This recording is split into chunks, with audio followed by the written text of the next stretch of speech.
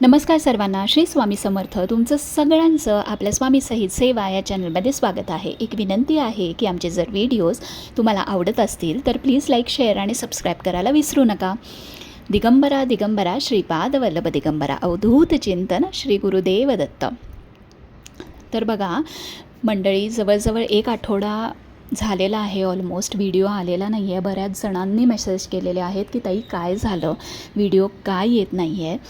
तर मला ह्याच्यावरती अजिबात बोलायचं नव्हतं, पण मी थोडक्यात सांगते की तुम्हाला माहिती असेल माझं 1 वर्षापूर्वी मिसकॅरेज झालेलं होतं आणि आता दुसऱ्यांदा झालेलं आहे. सो व्हिडिओ आलेला नाही.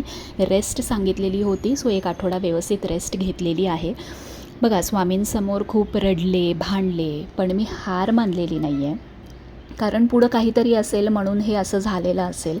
कारण स्वामी हे आपले आई आहेत. आपल्या लेकरांचं ते कधीच वाईट करणार नाही, एवढं मात्र नक्की आहे. मला खात्री आहे एक ना एक दिवस असा येईल की ते मला ही गुड न्यूज नक्की देतील.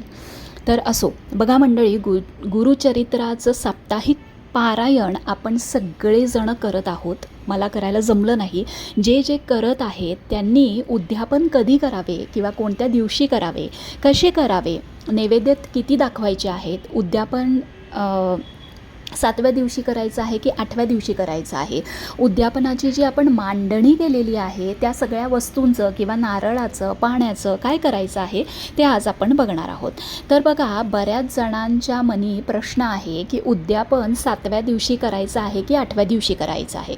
बघा, अमावस्या आहे 8व्या दिवशी, तर त्या दिवशी करायचं आहे का? तर बघा मंडळी, ह्या साप्ताहिक गुरुचरित्र पारायण जे आपण करणार आहोत त्याचं उद्यापन आपल्याला स्वामी पुण्यतिथीच्याच दिवशी म्हणजे 26 एप्रिलच्याच दिवशी आपल्याला करायचं आहे.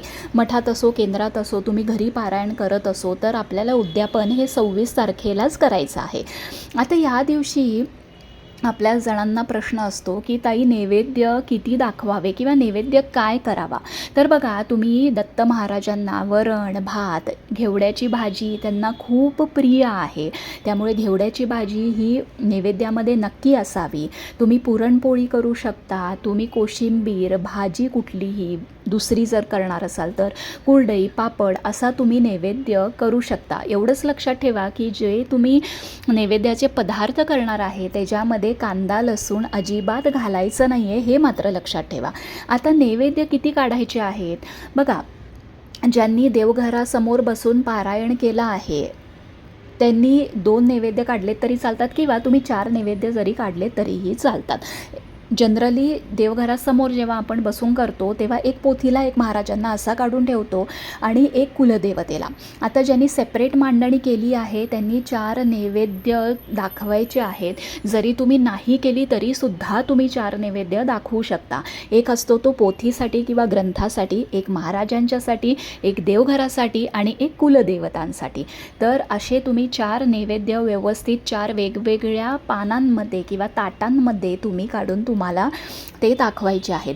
प्लस गाई आणि कुत्र्यासाठी तुम्ही सेपरेट नैवेद्य जसे हे काढताय तसं सगळ्या वस्तू किंवा सगळे पदार्थ घालून तुम्ही तोही नैवेद्य तुम्ही सेपरेट काढून त्यांना गोशाळेमध्ये जाऊन किंवा रस्त्यावर कुठं तुम्हाला कुत्री भेटतील तर तिथं जाऊन तुम्ही देऊ शकता. आता पोथीला आणि म्हणजे या नैवेद्याचं आता आपण काय करायचं आहे? तर बघा, जो पोथीला महाराजांना कुलदेवतेला दाखवतो तो नैवेद्य तुम्ही घरी खाऊ शकता. प्रसाद म्हणून घरच्या मंडळींना तो तुम्ही देऊ शकता. बाकीचा तुम्ही गोशाळेत द्या किंवा कुत्र्यांना द्या किंवा गाईंना, कुठंही जेव्हा तुम्हाला मिळतील तेव्हा गाईंना तुम्ही तो नेऊन तो देऊ शकता. आता पोथीमध्ये असं लिहिलेलं आहे की ज्या दिवशी आपण उद्यापन करतो त्या दिवशी सवाष्ण आणि ब्राह्मणाला घरी बोलवून जेवू घालायचे असते. तर तुम्हाला सहजासहजी मिळाले तर नक्की एका ब्राह्मण जोडप्याला जेवायला बोलवा. त्याच्यासारखं दुसरं पुण्य नाही आहे. जर तुम्हाला मिळालं नाही तर अजिबात घाबरून जाऊ नका किंवा मनामध्ये असं काही शंका वगैरे येऊ देऊ नका. तुम्ही काय करायचं आहे, ज्या दिवशी तुमचं उद्यापन आहे त्या दिवशी तुम्ही किराणा दुकानामध्ये जा, एक शिदा तयार करा. 2 वेळेचं जेवण होईल एक जोडप्याचं, एवढा शिदा तुम्ही तयार करा. त्याच्यामध्ये तुम्ही तांदूळ, गहू, मीठ, तेल, तेल असं जेवढं तुम्हाला डाळी असं जेवढं तुम्हाला शक्य आहे तेवढं तुम्ही शिदा एक छान बांधा.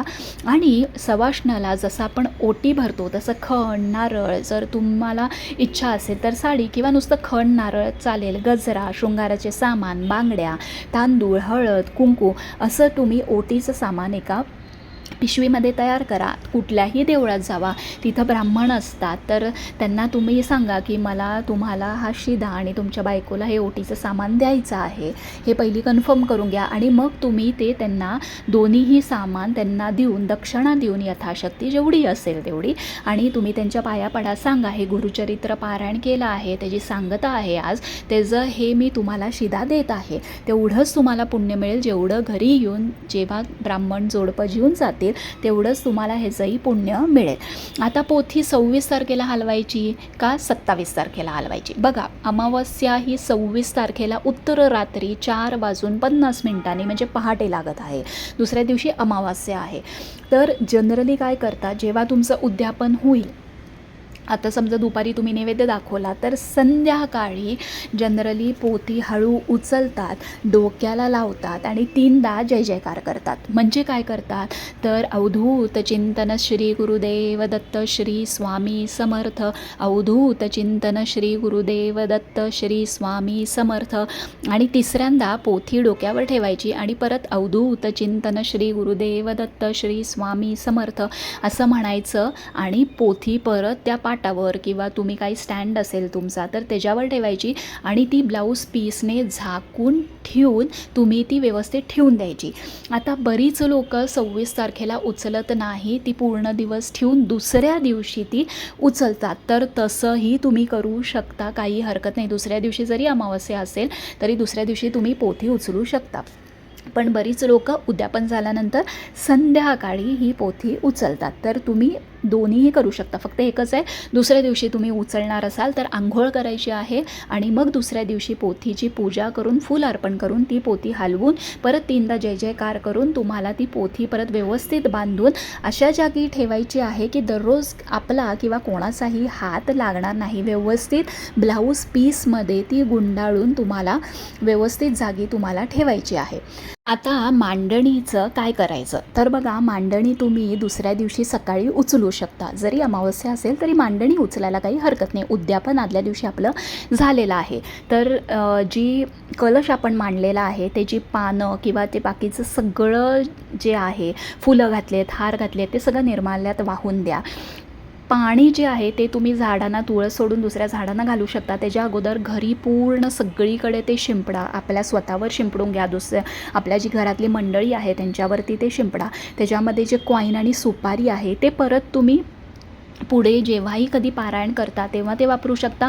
तोपर्यंत तुम्ही ते व्यवस्थित उन्हामध्ये सुकवा ती सुपारी, आणि तो कॉईन आणि सुपारी तुम्ही तुमच्या तिजोरीमध्ये, पर्समध्ये तुम्ही ठेवू शकता. आता जी फळं आहेत ती घरी तुम्ही खाऊ शकता. जो नारळ आहे, बरीच लोक काय करतात, ताई तो फोडायचा का? तर बघा, नाही, आम्ही जनरली नारळ फोडत नाही. तो तुम्ही आयदर घरी एका लाल कपड्यामध्ये बांधून तुम्ही तो घरी टांगून ठेवू शकता किंवा बांधू शकता, किंवा जनरली मी काय करते, दुसऱ्या दिवशी किंवा तिसऱ्या दिवशी जेव्हाही मला शक्य होईल मी तो नेऊन पाण्यामध्ये प्रवाहित करते किंवा पाण्यामध्ये सोडून देते. मी तो अजिबात फोडत नाही. तर आमच्याकडे अशी पद्धत आहे. त्यामुळे तुम्हीसुद्धा तो नारळ पाण्यामध्ये प्रवाहित करून दिला तरी हरकत नाही. तर शनिवारी जसं तुम्हाला जमेल तसं उद्यापन करा. यथाशक्ती, यथाभक्ती शिद्याचं दान द्या ब्राह्मणाला. मठात जावा, केंद्रात जावा, दर्शन घ्या. तुमचे जे नियम आहेत ते 26 तारखेला सुद्धा तुम्हाला ब्रह्मचर्य आणि खाली झोपणे हे पाळायचं आहे. 27 तारखेपासून तुम्ही तुमचं रेग्युलर लाईफ किंवा रेग्युलर रुटीन जे आहे, बाहेरचं खाणं किंवा ब्रह्मचर्याचं पालन न करणं, हे 27 तारखेला तुम्ही व्यवस्थित करू शकता. आता शनिवारी तुम्हाला सकाळ संध्याकाळ छान आरती करून घरी दोन्ही वेळेला धूप घालायचं आहे आणि छान पद्धतीने पुण्यतिथी आणि गुरुचरित्राचं उद्यापन आपल्याला या शनिवारी म्हणजे 26 तारखेला करून घ्यायचं आहे. तर काही प्रश्न असतील तर कमेंट बॉक्समध्ये नक्की विचारा.